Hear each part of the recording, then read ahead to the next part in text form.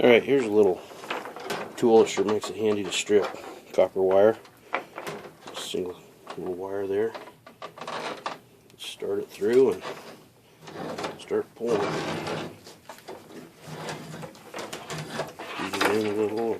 Just keep it going. Then come back and find out where your mark was.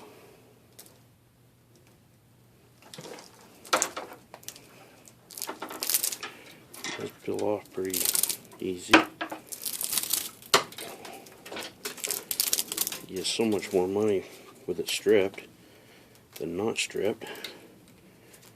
That's all it takes.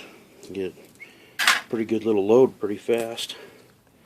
I stripped for maybe 10-15 minutes and got all that. Not a bad way to go. Pretty handy little tool. A lot easier than with a razor knife or strippers. A lot quicker.